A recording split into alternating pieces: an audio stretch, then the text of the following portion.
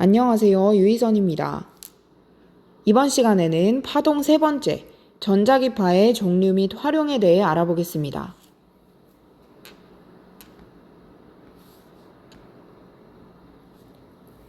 우선 전자기파란 전기장과 자기장의 세기가 시간에 따라 변하면서 진행하는 파동입니다. 자기장은 여러분들이 앞단원에서 자기력이 작용하는 공간이다 라는 것을 배웠는데, 전기장은 이번에 처음 나온 용어죠. 전기장도 자기장과 마찬가지로 전기력이 작용하는 공간을 전기장이라고 합니다. 이러한 전기장과 자기장이 시간에 따라 변하면서 앞으로 전자기파라는 것이 진행되는데, 이러한 전자기파는 영국의 과학자 맥스웰이 전자기 현상에 대한 연구를 통해 그 존재를 예측하였고, 독일의 과학자 헤르츠가 실험으로 밝혔습니다. 전자기파의 진행 그래프를 한번 보겠습니다. 전자기파는 전기장과 자기장이 진행 방향의 수직으로 진동한다는 특징이 있습니다. 전기장은 이렇게 X축을 따라서 위아래로 진동을 하고, 자기장은 이렇게 앞뒤로 Y축을 따라서 진동을 하고 있습니다. 이때 전자기파의 진행 방향을 묻는 문제가 출제될 수 있습니다. 자, 여기에서 보면 진행 방향은 오른쪽으로 되어 있죠. 전기장과 자기장이 진행 방향의 수직이라는 것은 서로 Z축의 수직이라는 뜻입니다. 오른쪽 그림을 보면 알 수 있습니다. 자, 그런데 이렇게 서로 수직이 되는 전기장과 자기장이 어떻게 이것을 이용하여 진행 방향을 찾을 수 있을까요? 자, 전기장에서 자기장으로 네 손가락을 감아쥐일 수 있습니다.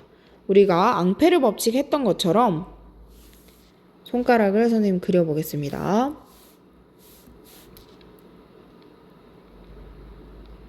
자, 이렇게 네 손가락이 있고 엄지손가락이 이렇게 있겠죠.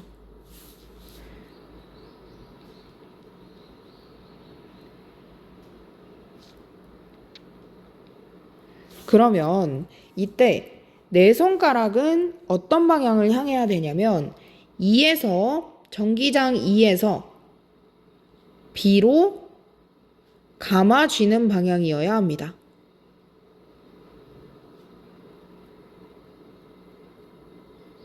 즉, 여기에서 그림에 표시한 것처럼 노란색 화살표대로 빨간색에서 파란색을 향하는 방향으로 네 손가락을 감아줄 때, 이쪽에서는 이렇게 네 손가락을 저 뒤쪽으로 감아주면 되겠죠. 그러면 이때 엄지손가락이 향하는 방향, 이렇게 감아쥐었을 때 엄지손가락이 오른쪽을 향하고 있거든요. 그래서 엄지손가락이 향하는 방향이 전자기파의 진행 방향, 즉 플러스 Z축이다 라는 것을 찾을 수 있습니다. 이것은 뒤에 나오는 문제에서 한 번 더 설명해 주도록 하겠습니다. 다음은 전자기파의 성질입니다. 전자기파의 전자기파는 파동의 형태로 에너지를 전달하지만 매질이 없어도 진행이 가능합니다. 즉, 진공에서도 진행이 가능하다는 것입니다. 우리가 앞서 배웠던 음파와 물결파는 매질이 반드시 있어야만 진행할 수 있었는데, 전자기파는 특별한 경우라서 매질이 없어도 진행 가능하다는 것이 밝혀졌습니다. 전자기파의 속력은 진공에서 파장에 관계없이 모두 빛의 속력과 같은 약 30만 km/s, 즉 C라는 속력으로 진행합니다.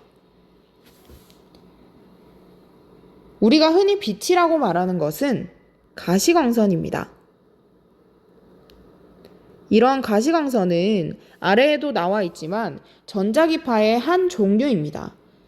따라서 전자기파는 진공에서라면 무조건 가시광선의 속력과 같은 C로 진행한다 라는 것을 여러분들이 체크해 두면 됩니다. 그리고 파동에서 파동의 속력 V가 진동수와 파장에 비례하는 것을 배웠었죠. 이때 속력 V가 전자기파일 때는 특별히 C이므로 C는 F람다라는 공식, 괄호 속의 공식을 사용할 수 있습니다. 그러면 전자기파의 진동수가 증가하면 C가 일정할 때 람다는 감소하겠죠. 그래서 전자기파의 진동수가 클수록 파장이 짧고 에너지가 큽니다. 이때 에너지는 우리가 앞서 배웠던 E는 HF라는 공식에 의해서 진동수와 에너지는 비례한다는 것을 알고 있죠. 그래서 진동수랑 에너지는 비례하고 진동수랑 파장은 반비례하는구나 라는 것을 여러분들이 기억해 두면 되겠습니다. 자, 그럼 전자기파의 종류에는 어떤 것들이 있는지 간단히 보고 아래에 내려가서 자세히 살펴보겠습니다. 전자기파는 감마선, X선, 자외선, 가시광선, 적외선, 마이크로파, 라디오파 이렇게 구성되어 있습니다. 선생님이 이것을 외우는 방법을 1학기 때 좀 웃긴 방법으로 설명을 했는데 여러분들이 좋아할 수도 있고 안 좋아할 수도 있지만 잘 아는 유튜버 중에 한 명이 감스트죠. 자, 그래서 앞 글자를 따서 감스트, 가지 마라 이렇게 외우라고 했었습니다. 자, 이렇게 외우면 여러분들이 처음에는 피식 웃음이 나올지 모르겠지만 나중에는 이제 모의고사 칠 때 절대 까먹지 않는 그런 필살기가 될 것이라고 믿습니다. 감스트, 액자 가져가지 마라. 자, 이렇게 외우고 우리는 이것들의 특징을 살펴보아야 합니다. 자, 감마선 쪽으로 갈수록 파장은 어떻게 되나요? 네, 파장은 짧습니다. 그리고 진동수는 파장과 반비례하기 때문에 진동수는 감마선 쪽으로 갈수록 큽니다. 그럼 에너지는 또 어떨까요? 에너지도 감마선 쪽으로 갈수록 크겠죠. 이러한 특징을 여러분들이 반드시 알고 있어야 문제를 풀 수 있습니다. 자, 여기서 우리가 그동안 배웠었던 것을 활용해 보면 자색과 적색이 있을 때 가시광선에서는 당연히 적색의 파장이 조금 더 길다는 것을 알 수 있습니다. 자색의 파장이 훨씬 더 짧죠. 그래서 자색의 왼쪽으로 갈수록, 즉 자외선, X선, 감마선 쪽으로 갈수록 파장이 짧구나. 연계해서 외우면 좋을 것 같습니다. 파장은 반비례, 진동수와 에너지는 서로 비례. 이렇게 이해를 하면 됩니다. 전자기파의 종류 및 활용입니다. 앞서 얘기한 내용을 거의 유사하게 설명하고 있습니다. 자, 파장이 짧을수록 에너지가 큰데 우리가 여기서 기억해야 할 것은 파장이 짧을수록 에너지가 커서 투과력과 직진성이 강하다는 것입니다. 에너지가 크면 당연히 물체를 투과할 수 있는 투과력이 강하고 다른 곳으로 이렇게 방해받지 않고 직진할 수 있는 직진성이 강하다는 것이죠. 반면 파장이 길어도 투과력과 직진성이 약하지만 장점이 있습니다. 자, 파장이 길수록 에너지가 작지만 회절 정도가 큽니다. 뒤에서 말하겠지만 회절 정도가 크다는 것은 멀리까지 파동을 잘 전달할 수 있다는 뜻입니다. 그래서 우리가 라디오, TV에 사용하는 통신 정보가 회절이 잘 되어야지만 장애물을 돌아 멀리까지 전파될 수 있는 것입니다. 따라서 여러분들이 형광펜 친 부분을 반드시 기억해 두어야 합니다. 자, 그래서 이러한 것들의 특징과 예시를 조금 더 자세히 살펴보겠습니다. 먼저 감마선, 파장이 제일 짧은 감마선부터 살펴보겠습니다. 감마선은 에너지가 가장 큰, 전자기파 중에서 에너지가 가장 큰 전자기파입니다. 그래서 암세포를 파괴할 수 있고 주로 핵반응 과정, 우리가 수소핵융합 반응 이런 것들이 핵 반응 과정이었죠. 아니면 핵분열 이런 것들이 있었는데 핵반응 과정에서 방출되며 투과력이 매우 강합니다. 앞서 투과력과 직진성이 강하다고 했었죠. 정상적인 피부 조직을 해칠 수 있고 누적되면 발암의 원인이 되기도 합니다. 정상적인 세포를 암세포로 변화시킬 수 있는 그러한 에너지를 가진 파이기 때문입니다. 자, 그런데 어쨌든 감마선이라는 것은 주로 암세포 제거를 위한 방사선 치료, 즉 암세포의 이제 표적을 삼아서 그 표적 세포를 없애는, 왜냐하면 투과력과 직진성이 강하기 때문에 거기까지 도달할 수 있는 그런 치료 방법이 감마선을 이용한 치료 방법밖에 없습니다. 그래서 이런 곳에 이용이 됩니다. 다음은 X선입니다. X선은 자외선보다 파장이 짧고 감마선보다는 긴 그러한 전자기파의 종류입니다. 자, 그럼 특징부터 살펴보겠습니다. 고속의 전자가 금속과 충돌할 때 발생합니다. 에너지가 매우 크고 투과력이 강하다는 것은 감마선과 같이 기억하면 되겠고, 그래서 인체나 물체의 내부를 파악할 수 있습니다. X선도 마찬가지로 감마선과 같은 에너지가 큰 전자기파이기 때문에 신체 조직이 X선에 많이 노출되면 암을 유발할 수 있고 불필요한 과다 노출을 그래서 피해야 합니다. 이 X선이 대표적인 예시, 대표적인 이용 사례로는 인체 내부 촬영, 보안검색대, 현미경 등이 있습니다. 보안검색대는 우리가 드라마에서 공항이 나오는 장면을 보면 그 어떤 문같이 생긴 것을 통과하는데, 아니면 캐리어를 어떤 선반 위에 올려놓으면 컨베이어 벨트가 지나가면서 거기에 총기나 뭐 다른 무기 등이 들어있는지 검사할 때 그것을 보안검색대라고 합니다. 우리가 병원 가서 엑스레이 촬영을 한다라는 것이 바로 인체 내부 촬영, X선을 활용한 예입니다. 다음은 자외선입니다.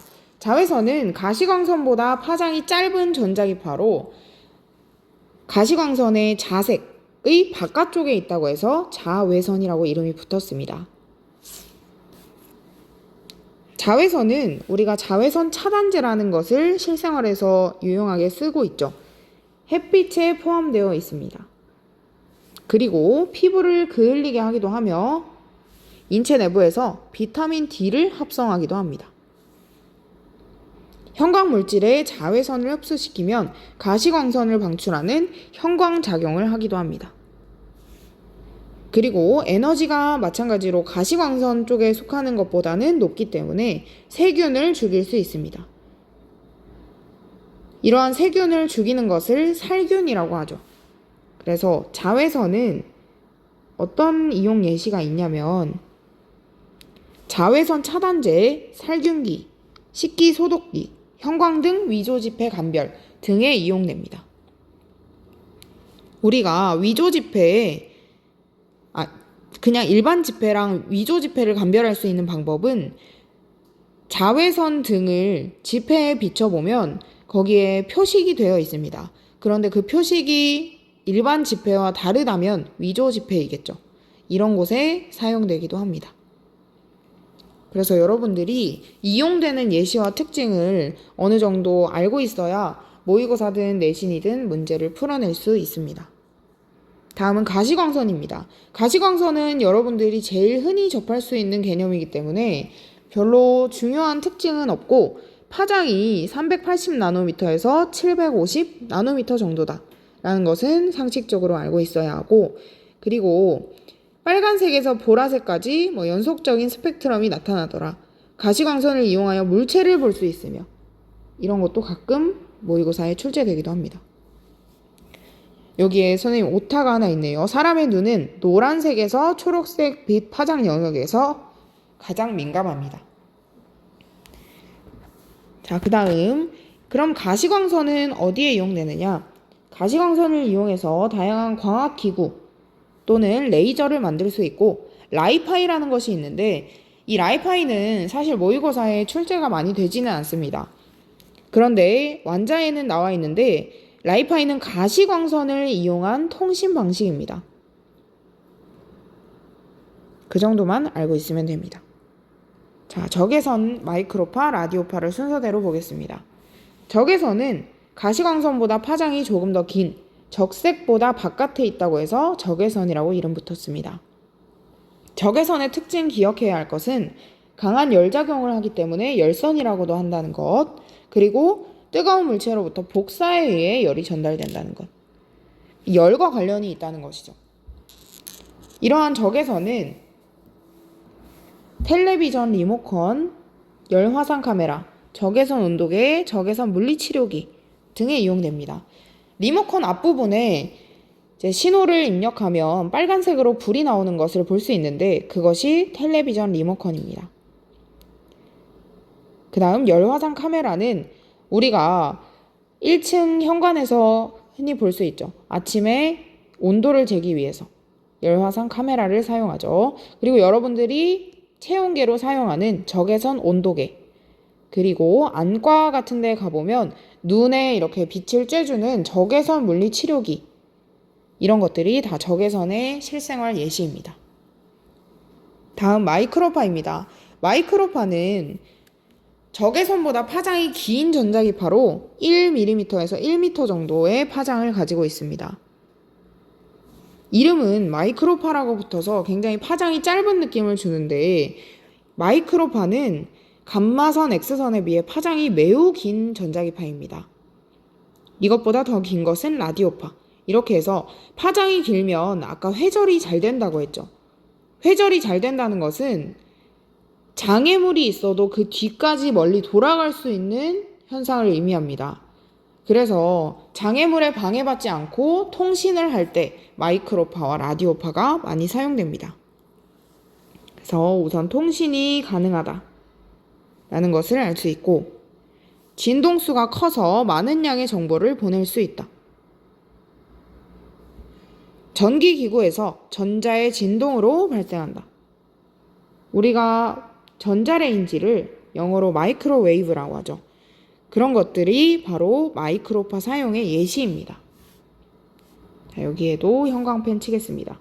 전자레인지, 휴대전화, 무선 랜, 레이더, 속도 측정기 등의 마이크로파는 사용됩니다. 마지막으로 라디오파입니다. 라디오파는 전자기파 중에서 파장이 가장 긴 파장입니다. 비교적 파장이 긴 AM 방송과 비교적 그것보다는 파장이 짧은 FM 방송으로 나눌 수 있는데, 이것은 문제집마다 나오는 것도 있고 안 나오는 것도 있어서 선생님 일단 실어놨습니다. AM 방송은 중간에 산이나 높은 건물과 같은 장애물이 있어도 더 회절이 잘 일어나기 때문에 여러분들이 이때 기억해야 할 것은 파장이 길수록 회절이 잘 일어난다 이거죠.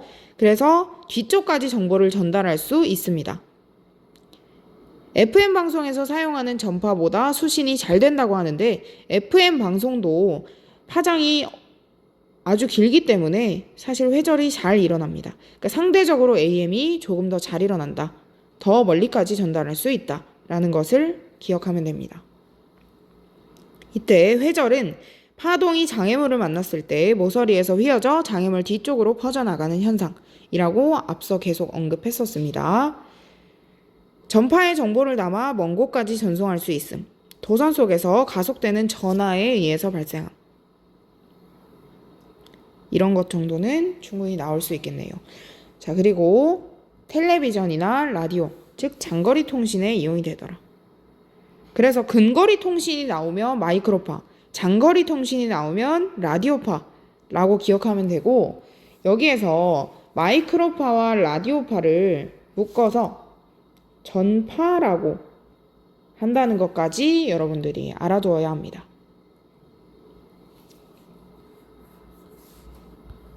그럼 문제를 한번 풀어보겠습니다. 그림은 진공 상태에서 플러스 Z방향으로 진행하는 전자기파에 라디오의 안테나로 수신하는 모습을, A는 X방향으로 B는 Y방향으로 진동하며 L은 한 주기 동안 전자기파가 이동한 거리이다. 자, 여기서 A랑 B가 각각 무엇인지 주지 않았죠. 그러면 이때는 진행 방향을 보고 A와 B가 각각 무엇인지 찾아내야 하는 겁니다. 그래서 아까 네 손가락으로 감아지고 엄지가 가리키는 방향, 그것을 이용해야겠죠. 우선 문제에서 L은 한 주기 동안 전자기파가 이동한 거리이다. 이것부터 해석을 하고 가겠습니다. 여러분, 한 주기 동안 전자기파가 이동한 거리, 이것이 무엇인가요? 한 주기는 한 번 진동할 때죠.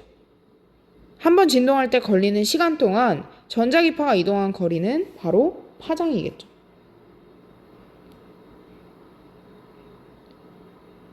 람다가 L이라는 것을 알려주고 있습니다. 자, 그럼 전자기파의 진행 방향. 일단 A와 B 중에 어떤 것이 전기장이고 어떤 것이 자기장인지를 판단해 보겠습니다. 자, 아까 했던 것처럼 전자기파의 진행 방향이 오른쪽이려면 손가락을 어떻게 그려야 하나요? 엄지를 이쪽으로 이렇게 그리고, 너무 길게 그렸나요? 네 손가락 먼저 그리겠습니다. 네 손가락이 이렇게 감아질 때 엄지가 이쪽 방향, 즉 전자기파가 오른쪽 플러스 Z 방향을 향하게 되죠. 사실 이 그림은 아까 그림과 같아서 여러분들이 이해하기 좀 더 쉬울 것 같습니다. 자, A에서 B로 감아져야 전자기파의 진행 방향이 오른쪽이라는 것을 알 수 있습니다. 잘 안 보이네요. A에서 B로 이렇게 감아질 때, 네 손가락을 감아질 때 Z축을 향하는 것을 볼 수 있습니다.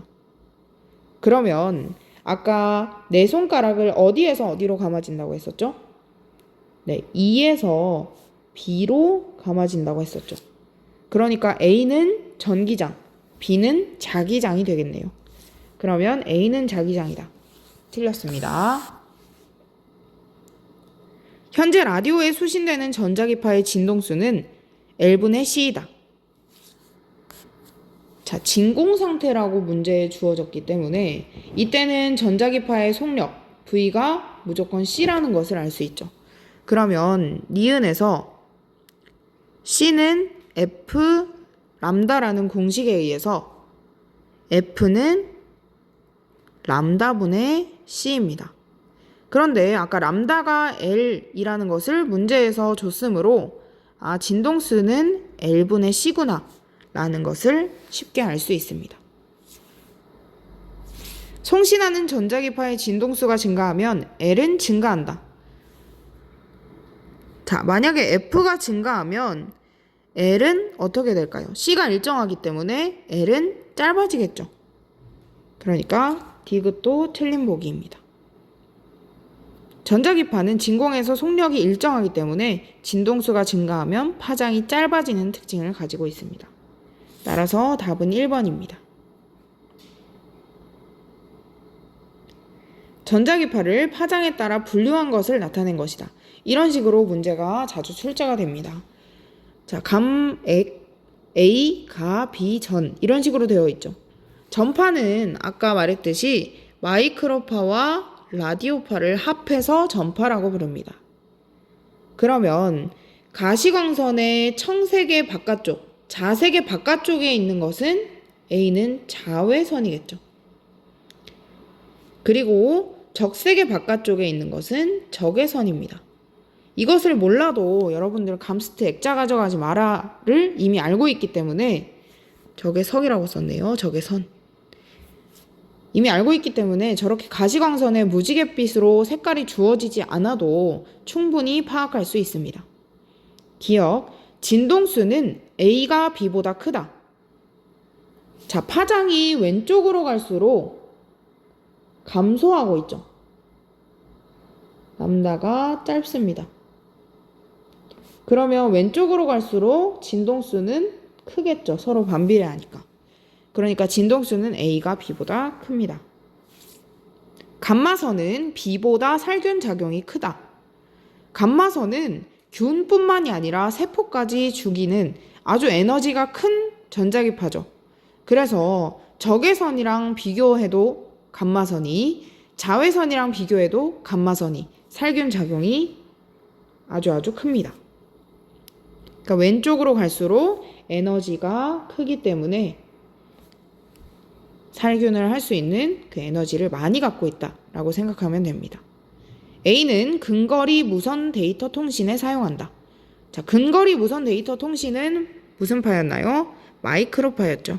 그러면 A가 아니라 전파에 해당하는 마이크로파다. 그러니까 디귿은 틀렸다. 라고 해서 3번으로 답을 구할 수 있습니다. 자, 이 부분은 여러분들이 이해하면서 동시에 암기해야 하는 내용이 조금 있으므로 여러분들이 노트 필기나 아니면 형광펜 쳐가면서 정리하고 많은 문제를 좀 풀어볼 수 있도록 공부를 하면 되겠습니다. 오늘도 수고 많았습니다.